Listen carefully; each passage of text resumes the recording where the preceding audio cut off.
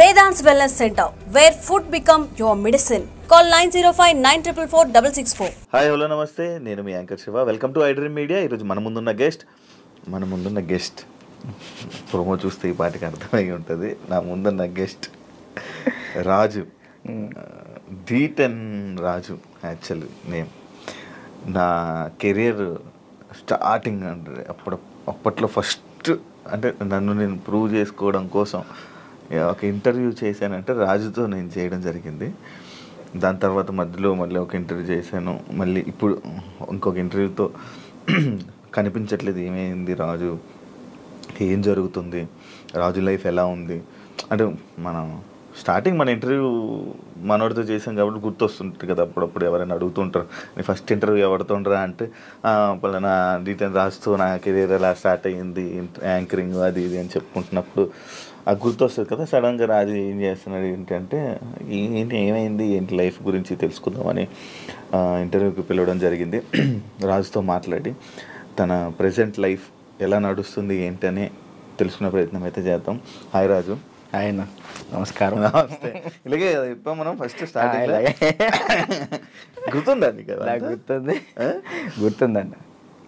Full young ఎనర్జీకి సన్నంగా. మీరు కూడా సన్నంగానే నేను సన్నంగా ఉండేవాడిని. పరిగెత్తే వాళ్ళం వైజాగ్లో కదా. అవునండి. అప్పుడే విన్ అయ్యి మంచి హైప్ మూమెంట్.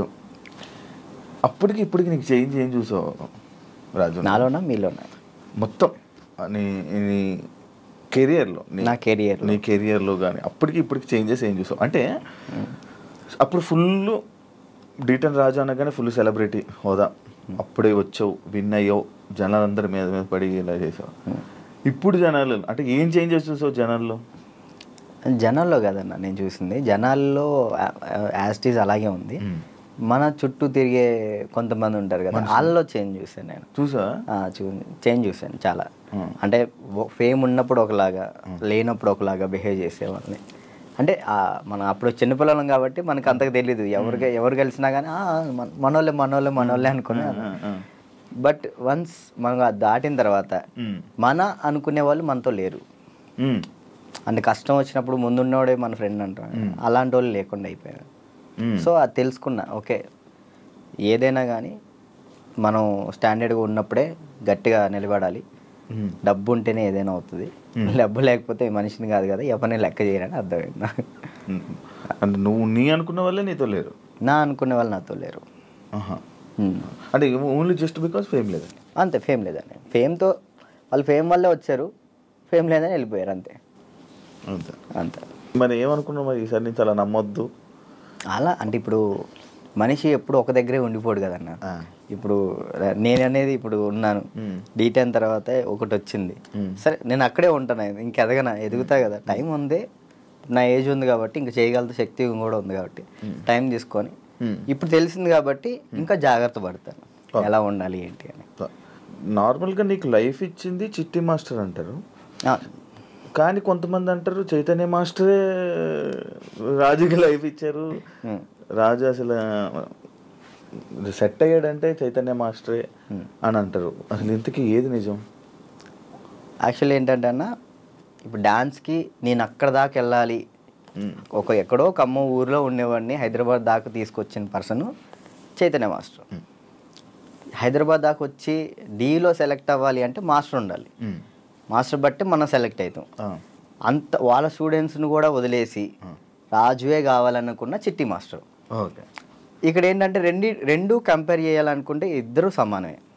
ఇటు చిట్టి మాస్టర్ లేకపోతే నేను ఏమయ్యేవాడిని కాదు, ఇటు చైతన్య మాస్టర్ లేకపోయినా కానీ నేను ఎదిగేవాడిని కాదు. ఈ ఇద్దరు వాళ్ళే నేను ఈ పొజిషన్లో ఉన్నానంటే వాళ్ళిద్దరు వాళ్ళే, చిట్టి మాస్టర్ చైతన్య మాస్టర్ వాళ్ళే. ఓకే, చైతన్య మాస్టర్ ఎందుకు సడన్గా నువ్వు చాలా ఎక్కువ బాగా ఫీల్ అయిపోయి ఫేస్ కూడా చేంజ్ అయిపోయి అసలు ఏం మాట్లాడుతున్నావు అన్న సిచ్యువేషన్కి వెళ్ళిపోయావు ఎందుకు అంతా? అంటే యాక్చువల్లీ అన్న, అది నేను ఫస్ట్ 4:30 టైంలో నాకు ఫోన్ చేశారు ఆయన, లాస్ట్ వీడియో కాల్ చేశారు. ఆయన చేశారు నాకు వీడియో కాల్ చేశారు. అంటే ఆ సిచ్యువేషన్ జరిగే ముందర ఆయన 5:10కి చేసుకున్నారు. ఫస్ట్ కట్ చేసిన, అంటే ఎప్పుడు సరదాగా మాట్లాడుకునే వ్యక్తి కాబట్టి ఏంతో ఏం లేని కట్ చేసిన. మళ్ళీ చేశాడు. సరే ఏం అవసరం ఉందా అని చేసిన. కొంచెం డల్గా ఉండి మాట్లాడటం, బాధపడటం.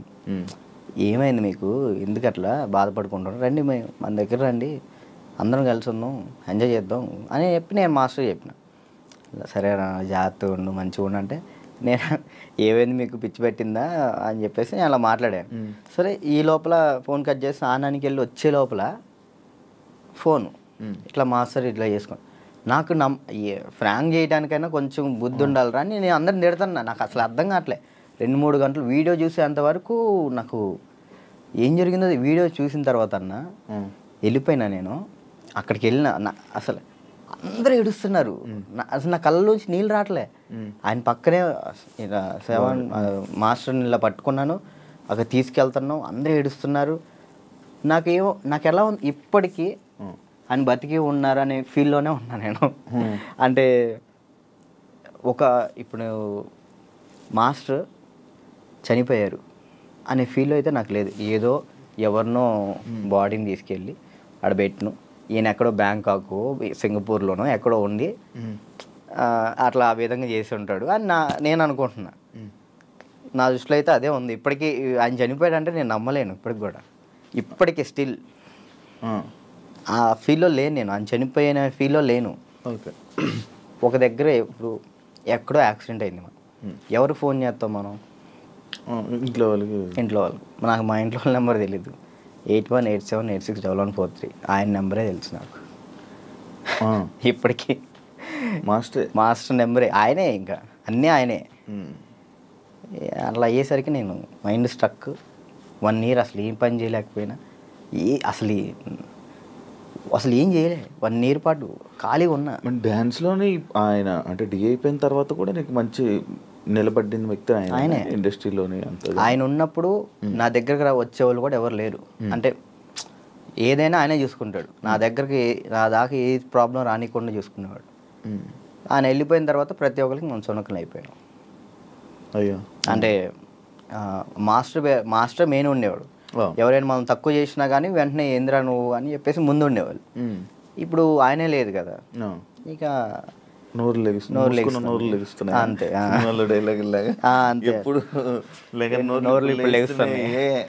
అంతే ఇక ఆల్మోస్ట్ ఇక అంతే. మరి అవి ఎప్పుడు మోయిస్తావు? కొంచెం అన్న టైం, ఒక పాయింట్ కోసం వెయిట్ చేస్తున్నా అంతే. అది కొరియోగ్రాఫర్ కానీ లైక్ యాక్టింగ్ అయినా కానీ రెండిట్లో ఒకటి మాత్రం పక్కా. నీకు కార్డు లేదా? లేదన్న, కార్డు ఇవ్వలేదు. కార్డు ఇవ్వలేదు. నువ్వు ఇప్పుడు మామూలుగా డాన్సర్ కార్డు అప్లై చేస్తావా, కొరియోగ్రాఫర్ కార్డు అప్లై చేస్తావా? ఫస్ట్ నేను డీటెయిన్ అయిపోయిన వెంటనే డాన్సర్ కార్డు అప్లై చేశాను. వచ్చిందా? నేను డబ్బులు కూడా ఇచ్చాను, రాలేదు. అక్కడ యూనియన్ పర్సన్ ఒకళ్ళు మనల్ని మోసం చేశారు. 5 లక్షలు తీసుకున్నారు. ఎవరో కూడా తెలియదు. డబ్బులు అయితే మోసపోయినాం. సో యూనియన్ వాళ్ళు కంప్లైంట్ పెట్టమన్నారు. కంప్లైంట్ అయితే ఇప్పుడు రీసెంట్గానే కంప్లైంట్ పెట్టాను. ఇప్పుడు కొరియోగ్రాఫర్ కార్డు అడుగుతున్నా. అంటే రీసెంట్గా నేను డాన్స్ ఐకాన్ కొరియోగ్రాఫర్ పోయాను, అది విన్నాను. దానివల్ల కొరియోగ్రాఫర్ కార్డు అడుగుతున్నా. టైం పట్టిద్ది రాజు అంటే, మీరు డాన్సర్ కూడా చేయలే కదా అని అంటున్నారు. సో ఇక అందుకే నేను ఏం చేయాలా ఆలోచిస్తాను. ఎందుకు ఏమైనా ఇబ్బంది ఉందా వాళ్ళ దాంట్లో? ఏమైనా నడుస్తుందా? కార్డు ఇవ్వకూడదని ఇవ్వట్లేదు లేకపోతే? అది తెలియదు అన్న, నాకు అనిపిస్తుంది. అంటే మధ్యలో నాకు కొన్ని తెలిసింది ఏంటంటే, ఎవరో సమ్ పర్సన్స్ మనం అంటే పన్నోళ్ళు కొంతమంది ఉన్నారు, వాళ్ళు ఆపుతున్నారేమో అని నా ఉద్దేశం. డాన్సర్స్లోనే డాన్సర్కే శత్రువులు అన్నారు కదా, లైక్ వాళ్ళు ఎవరో కూడా తెలియదు నాకు. గొడవలు పెట్టుకోవటం ఇలాంటివి అసలు ఇష్టం లేదు. అయినా ఎందుకు మనం అంటే పడట్లేదో అర్థం. నేను ఏం తప్పు చేశానో తెలియదు అక్కడ. కానీ అవతలకు మనం అసలు వాళ్ళకి ఏం చేయలే, కానీ తప్పుగా ఎందుకు అనుకుంటున్నారో అది తెలియట్లేదు నాకు.